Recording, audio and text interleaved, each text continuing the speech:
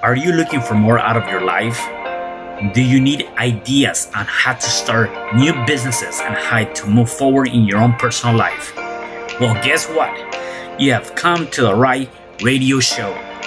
At You Can Overcome Anything podcast show, you will learn and hear from many people from all walks of life who are sharing their challenges, their stories, the habits, and the mind shifts they had to overcome to become who they are today. On top, you will get a chance to connect and see how you can overcome anything by networking and learning about your next move through this radio show. I present to you our great speakers at You Can Overcome Anything podcast show with your host, Cesar Espino.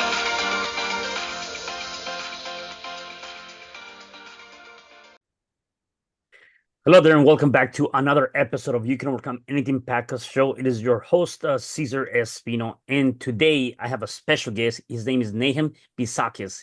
He is an athletic combat veteran, fascial stretch therapist, astrologer, entrepreneur, and a master healer whose life embodies the fusion of strength and spirit. A former U.S. Army Explosive Ordnance Disposal operator, Nahum's first spiritual awakening came during his 2010 deployment to Baghdad, Iraq, a moment that shattered his old identity and set him on a path of profound transformation. After leaving the military, he immersed himself in the study of healing and human potential, training with shamans, biohackers, and spiritual mentors around the world.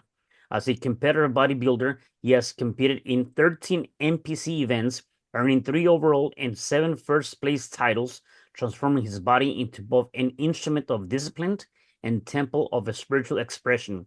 Today, Nahum bridges Asian wisdom and modern science as an genetic healer and coach. His intuitive, customized therapies combine advanced biohacking modalities with sacred plant medicine and emotional alchemy, helping others heal from within and unlock their fullest potential. Nahum, it's a pleasure Yes, to sir. meet you. How are you, sir? It's a pleasure to meet you too, brother. Thank you for having me on your show. Yeah, no, definitely. Wow. So first and foremost, thank you for your service, and Thank you. definitely, I do give my hat out to you because that's nothing easy, and you've gone through a lot. So one of the first things that I like to talk about is, we all have a story, right, leading to where Mhm. we are right now. Tell me about your upbringing and where you originally from. So I'm originally from Massachusetts. I was in the suburbs of the Worcester area, kind of like southeast of Boston. And when I was growing up, I grew up bouncing around in the foster care system. And I was kind of I was a punk little kid. Yeah. I was a runaway. I didn't have any good solid foundation in life, and I dropped out of high school. And it At 19, I ended up joining the military 2 months after 9/11. Oh, wow. Okay, got you. And let me ask you this. A lot of people will say that sometimes, people that join the military or any of the forces, part of it could be because of a lack of direction, or it's like, hey, maybe this is what it is for me. School is not for me. What was it for you? Were you looking or searching for something? Man, I had no idea who I was. I really I saw everything that happened after 9/11. Everybody around, all over the place started talking about joining the military. And one of my friends was thinking about joining, and I ended up going to the recruiter with him. And I think at that time I had just I had a job, but I wasn't happy doing what I was doing. It was kind of like, Groundhog Day. I was doing construction, right? And I was a laborer, and I just didn't. I didn't know who I was, what I wanted to do, and I figured, what the hell, let's try it out. I didn't really know anything about the military at the time. Hmm. I have a great aunt and an uncle that have served, but I didn't really talk to them much. So I went into it pretty blind, and of course, the recruiter, they show you the videos of all this cool stuff, Right. and I was like, well, like, let's try to do uh the hardcore thing, and they were like, well, that's infantry. Like, all right, well, let's do that. All right. And then once I joined and I made it through basic training, I realized, like, wow, I'm actually really good at this stuff. I That was when I really discovered how incredibly athletic I was in relationship to other people. And then I got more ambitious, and I was like, I can go further. I can do more. Like I want to. I really started seeking and searching to figure out who I was. Hmm. And then I tried out for EOD, and I ended up making it. And and yeah, that was a real defining moment Right. of uh, learning who I was. Got you, got you. And I know that one of the things that you had to overcome, and this is something that I think has come with a lot of hard lessons and a lot of challenges, and learn a lot from that. You had to overcome nearly 7 deaths during your time being out, right? So let's talk about some of that, because I think that's something that nobody wants to face, and obviously there's lessons that are learned through that. And I do believe more than anything, when we look at the, not necessarily from a religious perspective, but from a spiritual perspective, having the opportunity to kind of have a reset, but doing it different the second time around or third time around, or so on and so forth, right? So let's talk about that. Absolutely. Talking about the concept of death. Yep, yep. Yeah, that's been a major theme in my life. I feel like even when I was growing up, right, I felt like there was something wrong with me. I didn't really remember a lot from my childhood, and I didn't understand who I was. I had a lot of trauma, right? Just like a Hmm. lot of people in our generation did. Hmm. So when I had that first experience when I was in Iraq, um, working with this IED, it really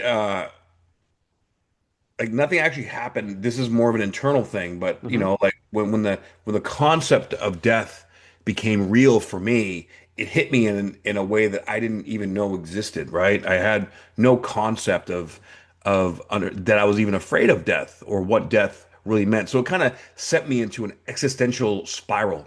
And really it took me years to learn this, but years later I came to understand that I had been living with a lot of shame and a lot of guilt in my heart, and I didn't know what it was or how to process it. It was embedded in my central nervous system and all my tissue.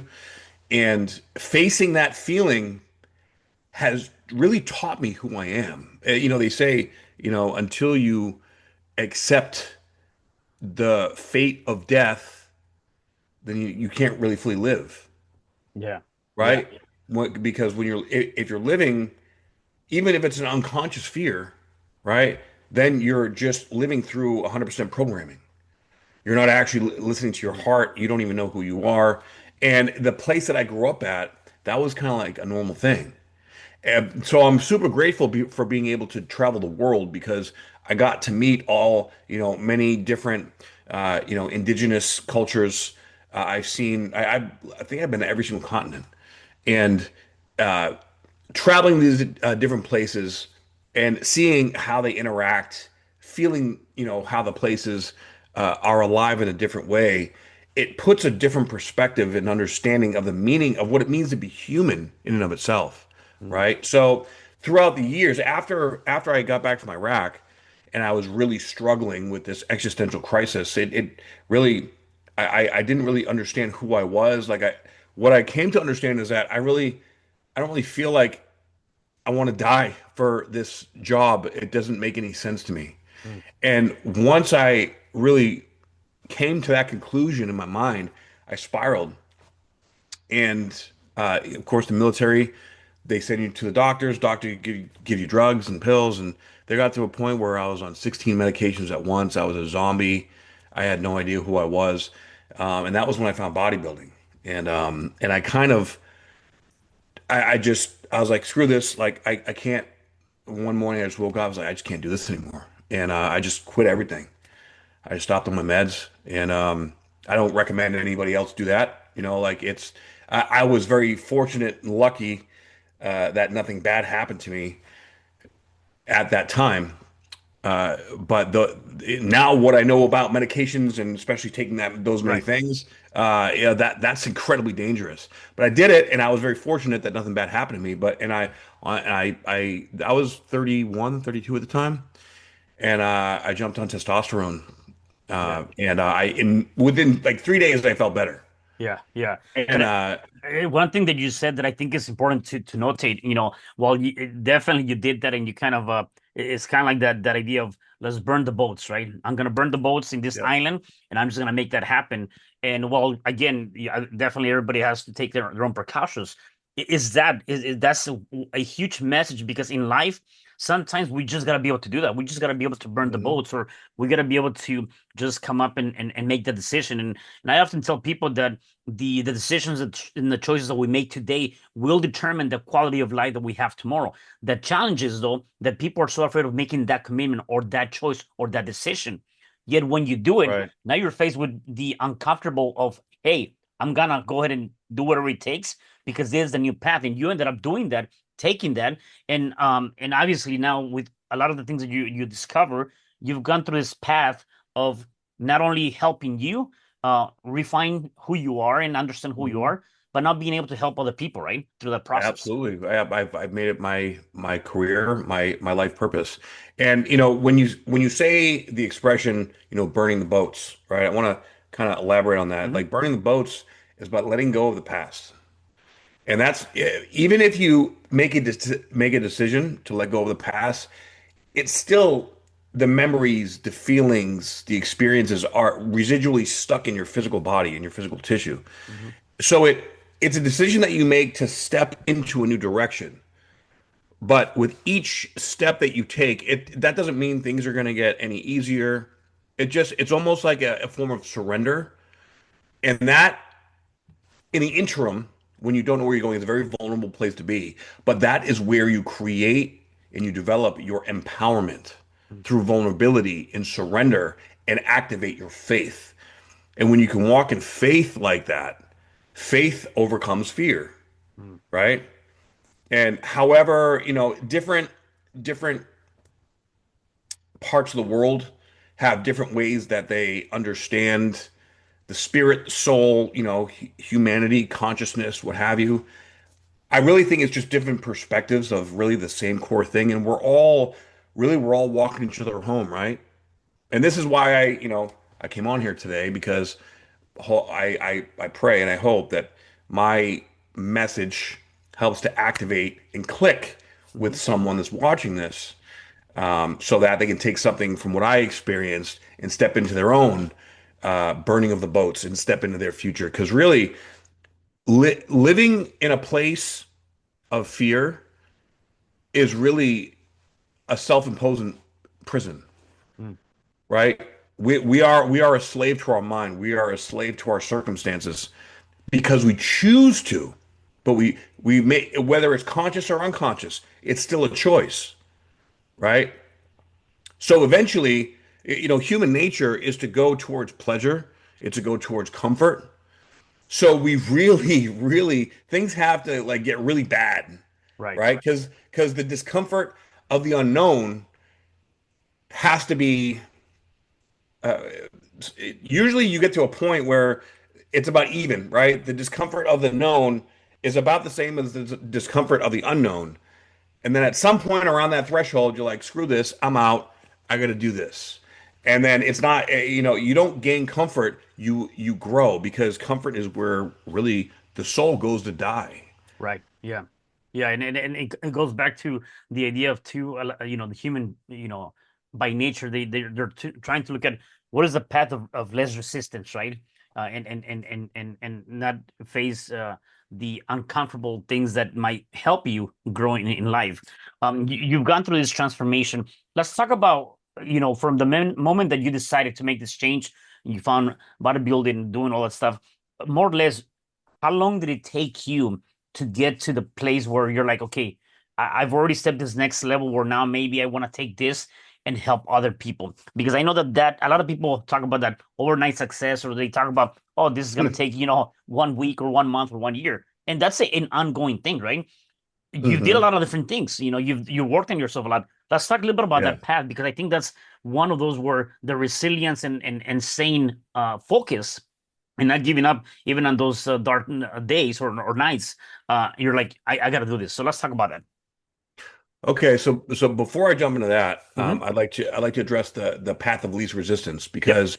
because there's, I feel like there's two kind that's almost too general Okay. because Yep. because it's the internal resistance of change that we need to surrender to. And when we surrender to that and we learn to trust our heart in the direction we're going, then the resistance is gone Mm, and you go into flow state. So really when you're living your purpose or when you're doing something that is good for humanity or that you're meant to do, like destined to do, right? It feels like flow. It doesn't feel hard. It doesn't feel like you have to suffer and grind. But there's all these kind of layers of belief systems and attachments that connect to that, right? So for me, I connected to bodybuilding.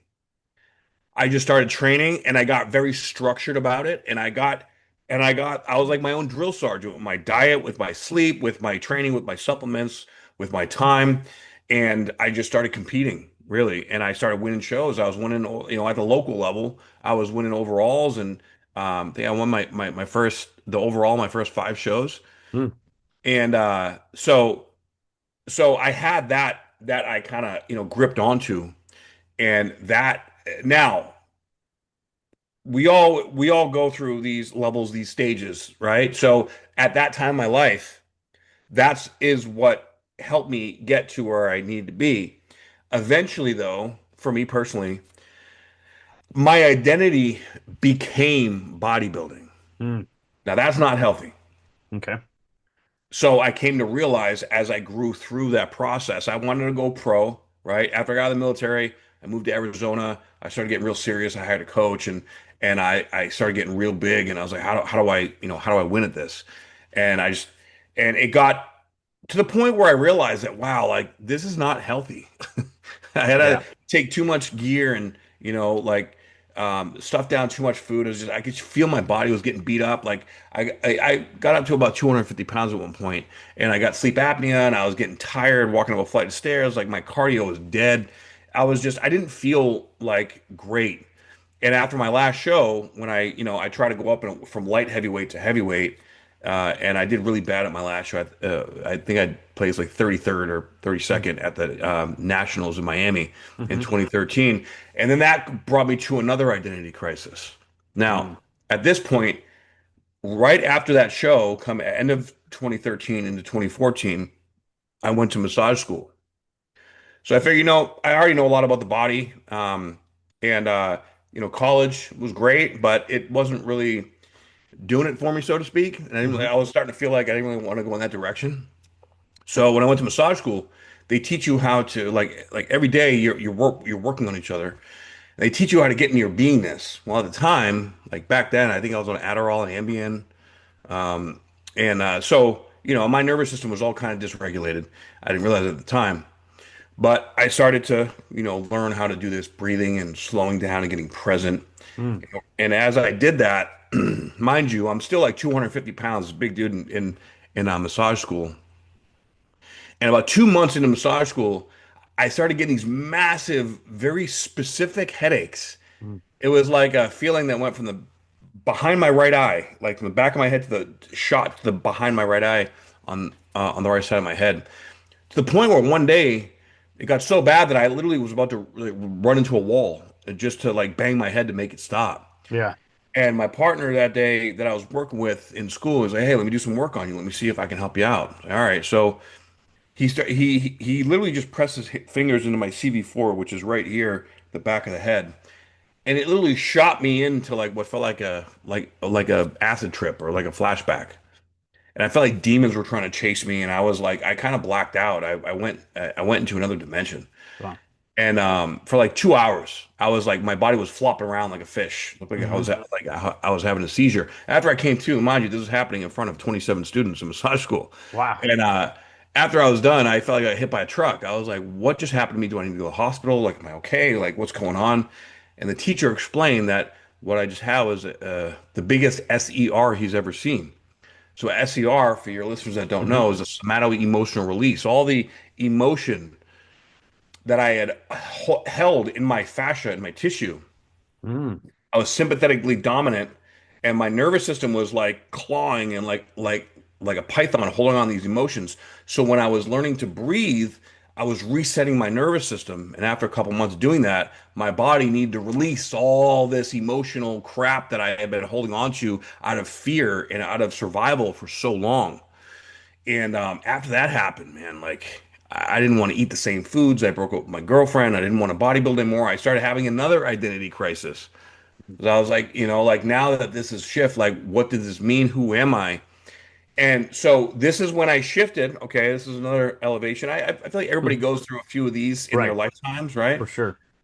And I went to another level, I guess you could say, where I really my new focus was body work and massage therapy and healing the body and the mind. And as I was getting into this, I started to realize that I was having these sort of visions, I guess you could say, when I was working on people. These it was almost like a story in my mind that would kind of crop up, and I didn't think anything of it at the time. Like, I was like, yeah, whatever, I just paid no mind. But one day I got curious, and I was Hmm. working on this woman that I had worked on a few times, and I saw this vision in my mind of a little girl getting into a car accident. And I was working on her lower back, and I was like, screw it, I'm gonna ask her. So I was like, hey, out of curiosity, were you in a car accident when you were a kid? And she looked at me with tears running down her face. Like, oh my God, I was just literally like reliving that experience. Mm. How did you know? Like, how did Yeah. you know that? What's going on here? And I was just shocked. I was like, what does this mean? What is this going on? Hmm. And that got me really curious about metaphysics, Mm. right? Understanding the soul, the spirit, and all these things. And not too long after that was the first time that I sat with ayahuasca. Okay. And when I sat with ayahuasca, the first time I could definitively say that that was the first time in my life I ever felt the vibration of love. Mm. And that feeling was really the biggest catalyst, the the biggest game changer in my life. Because feeling that flood through my body, I could tell it's what I've been searching for. Like we're Hmm. all searching for something, right? It's that feeling, like I felt at home in myself for the first time in my entire life when I was 34 years old. And wow, did that change? Because then I Yeah. realized that everything in my life up until that point was not love. That's like Mm. all the women I've dated, even like my relationship with my mom, I started to question that, my relationship with my siblings, all these things. And and that led me into a whole new realm of what if and how does this work and how do these things function. So it really turned out to be like about a 15-year long process Got of it. learning and clearing and deep diving and growing and um and exploring these sort of fringe experiences. I started traveling around working with other medicines and learning with different healers, indigenous tribes, where I was able to pick up these, everyone from around the world had these beautiful perspectives and pieces of information that helped me really Hmm. fully come to understand the essence of humanity, I would say. Yeah. And are you now using I know you coach and help other people.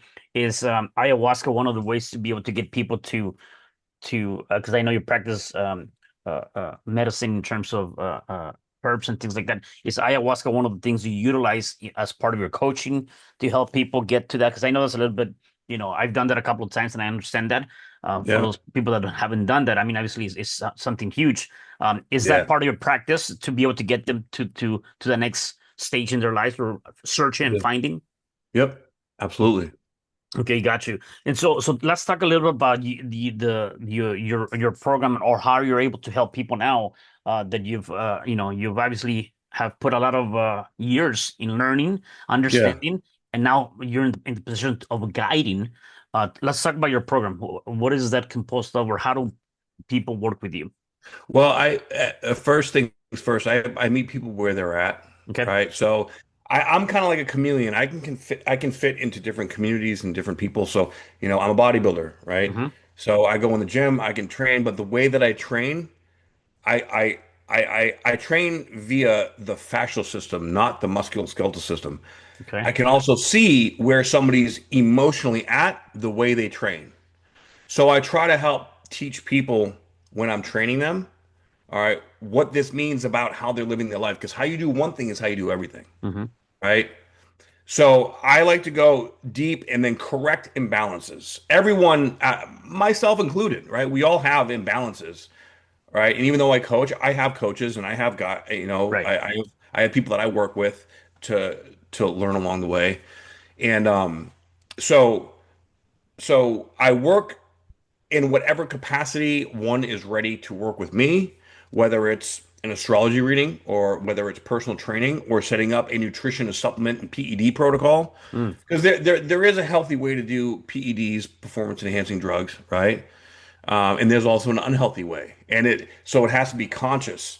And this is all a big part of the reason why I wrote my book, The Biohacker's Guide to Spiritual Bodybuilding, because I'm seeing so many people in this new generation that are just going the wrong direction, and now they can get it out to the world, and they're teaching a lot of really bad habits, and they're showing a lot of really dangerous stuff out there that is really can destroy lives, Hmm. right?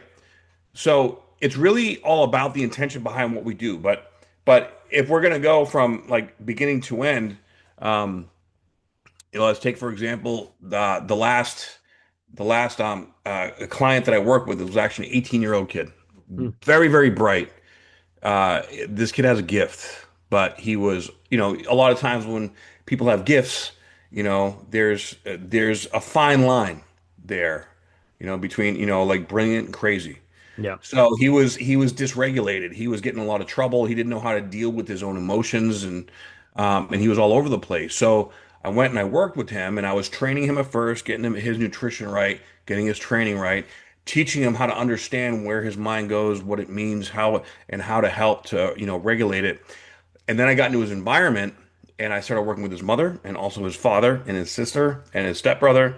So I literally was working with the entire family, right? See, and teaching all of them how the interactivity of all their communication styles Hmm. and all their own individual imbalances were kind of creating like a super imbalance, which we see, you know, um, everywhere, right?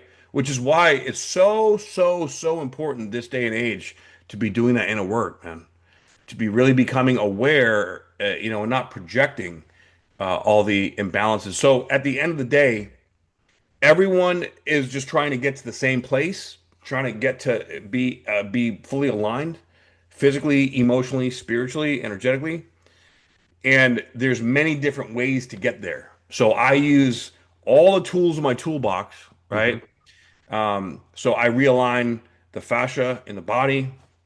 I work with plant medicines to clear out toxins in the body and be able to kind of reset the central nervous system and to really open up the understanding of what it means to be connected to the heart. A lot of times there's been like a lot of heartache or heartbreak or misunderstanding of um of really who they are the through the generational trauma that's been brought down, from grandfather to father to son. Right. And I kind of feel like we're in a time right now where all the generations that are alive might right now are here to break all those generational lineage Cycles. Yeah, for sure. cycles, right? Yeah. So because I was able to heal my relationship with my mom and my stepdad and my dad and my whole Hmm. family. I go and I really I work to help other people do the same. Yeah. But it has to start within, and you have to be willing to do the work. You have to be willing to, be honest with yourself. A lot of like I meet a lot of people, man, that like they say they want to heal or change or grow or do these things, but then when it comes down to it, there's an excuse or there's a victim mentality. Like victim mentality is huge out there.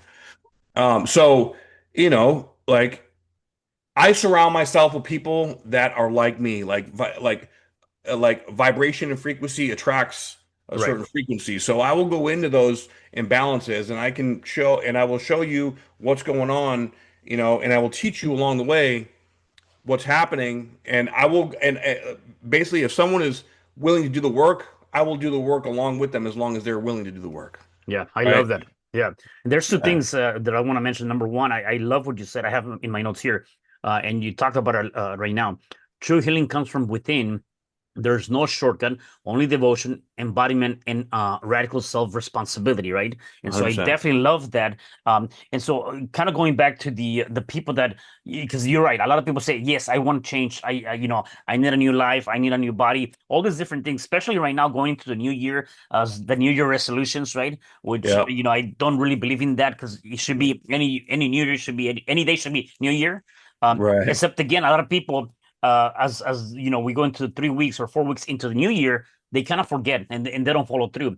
What do Very you tell true. those people? I have two beliefs. Number one, you cannot help those people that don't want to be helped, even Right. if they're telling you, right? Except again, there's some people that do want to be helped, except again, they fall into that society of I'm not going to follow through. How do Hmm. you approach those people in or help those people to follow through if they have more or less the idea or the commitment of wanting to do it, yet they fall off? How do you help them stay in that course to follow through and do the work and put in the responsibility? Well, fundamentally, it's always the same. It just looks different for everyone. But basically, people that are out of alignment, it's Mm, like they're going too fast. Their mind is always on, redlining, and they don't know how to slow down. So that's the first thing I teach someone is to slow the hell down, yeah, yeah, right? right. And until we do that, we can't go to step two. So if Mm, we have to repeat step number one over and over, as long as you're willing to come back to it and to learn and try again and keep trying, eventually it's going to click, yeah, right? I know shit, it took me right, a lot of times to get it right, right? right. Just don't give up. Yeah, Don't give up. I won't give up on you. And yeah, when you and I feel people we should all be like that with each other. When you right. really care about someone or when you really care about yourself, you want to surround yourself with people that are not going to give up on you. Even if you've had people give up on you when you were growing up. Mm, And yeah, that's important because, okay, and that's where the victim mentality comes from. yeah, Oh, they weren't there for me. Oh, this happened to me. This, okay, yeah, all that shit happened to you, yeah, right? But now what are you going to do about it? Now it's your responsibility to yourself to pull yourself out of it, yeah, right? And your reality is your truth. So if you're living in a world that you don't like, well, you have to accept the fact that you're creating it, number one. right. Number two, once you accept that fact, okay, now what is step number one to create a different reality? And so it's one step at a time. I love that. Wherever you're getting stuck, you just got to slow it down, accept it, surrender to it, so it can teach you what you need to know. Because I call it Earth School, right? We're all going through Earth School. Mm, And we're all learning how to evolve our consciousness and how to understand who we are and operate in this world in a new way, in a holistic way. And not for nothing, but society and all the corporations and governments and everything that have been built has been designed to keep us, disenfranchised, if you will, right? hmm So we have this massive amount of cognitive dissonance because of the mind control and because of all the, toxins and all the crap they've been um, that they've been pumping into the world and society for generations.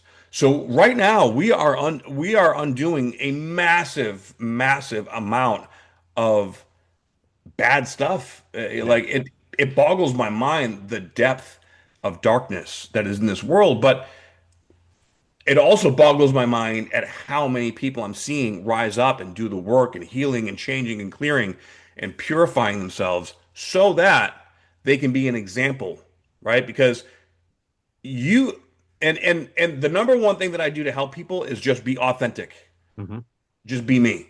Yeah. If I'm living what I'm saying, if my word is my bond. So if I say I'm going to do something, I'm going to do it, right? And if I'm acting out of alignment, call me out on it, please. Let's Right. go. Like I'm human, right? I'm an imperfect being, but I strive every day to be the best version of myself that I can. So I strive to be as authentic and as honest and truthful as possible.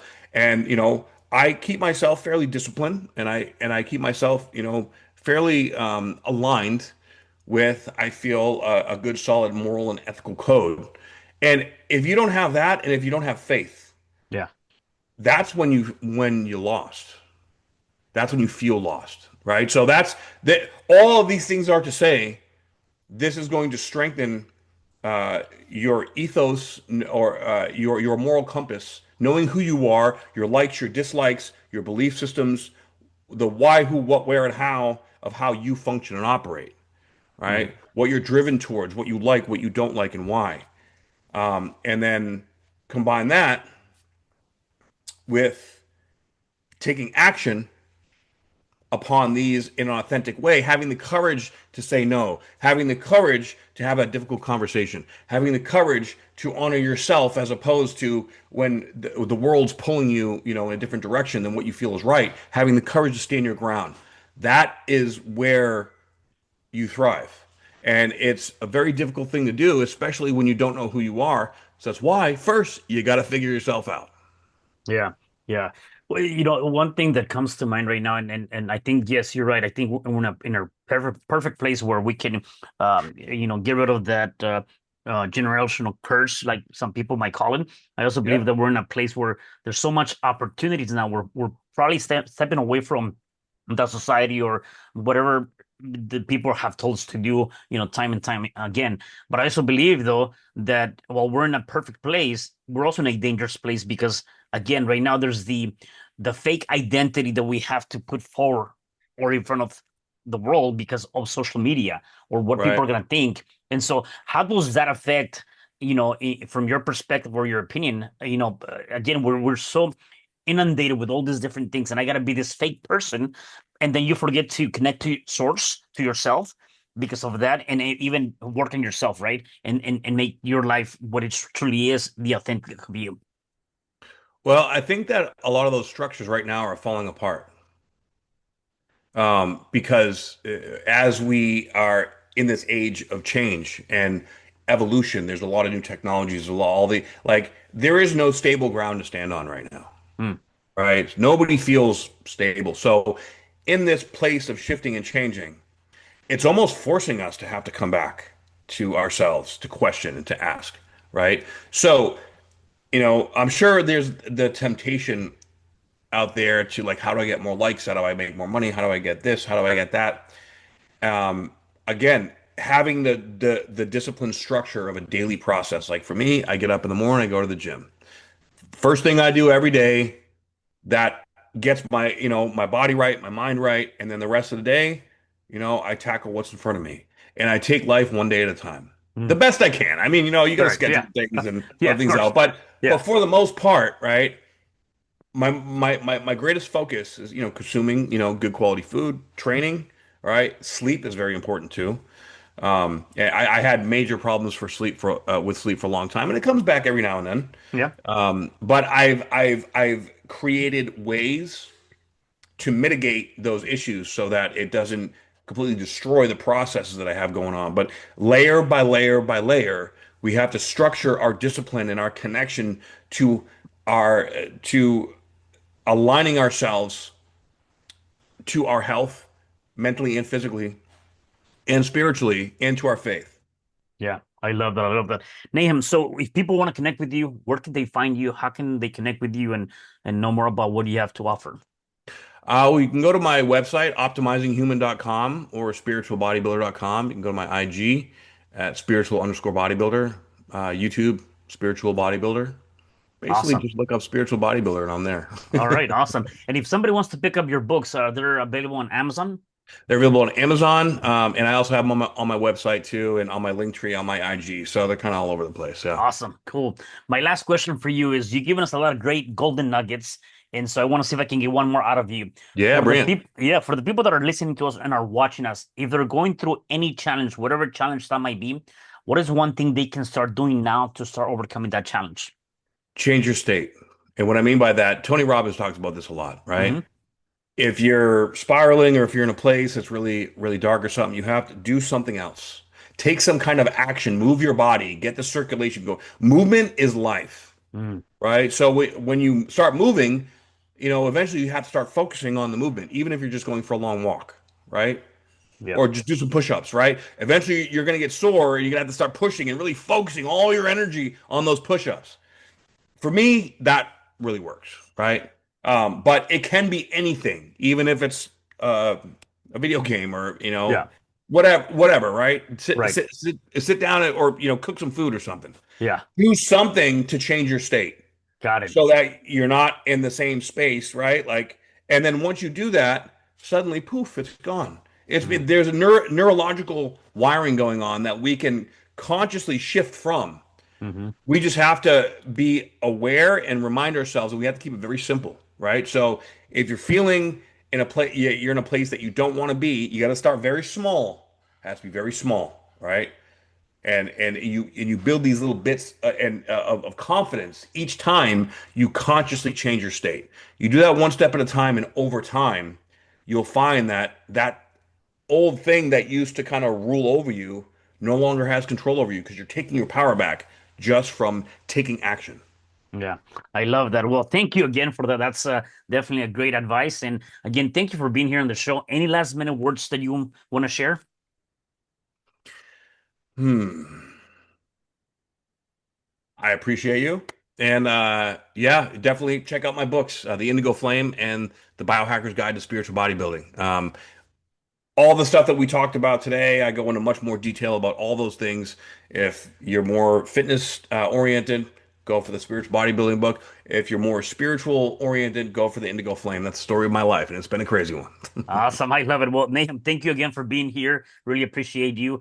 And for the rest Appreciate of you you too, guys, man. do me a favor. Please make sure that you guys share this message because definitely somebody needs to hear it. And go ahead and go and check out his books, connect with Nahum, and I'll see you guys on the next episode of You Can Overcome Anything. Thank you. Hi, I'm Cesar Espino, real estate investor, business coach, and consultant, and author of the book, You Can Overcome Anything, Even When the World Says No. My number is 424-501-6046. In my book, I talk about making the necessary changes to shift your mind for prosperity and certainty. Pick up your copy at Amazon. I also love helping families with their real estate and can purchase your house fast and all cash. Follow me on Instagram, Facebook, and LinkedIn. My number is 424-501-6046. Thank you for having me today. I am so glad you've tuned into this podcast. You can find me at your favorite podcast platform where you can like, subscribe, comment, and share.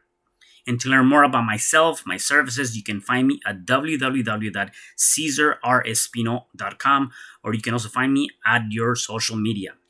Thanks for joining me, and I am looking forward to having you at the next episode. And know you truly can overcome anything.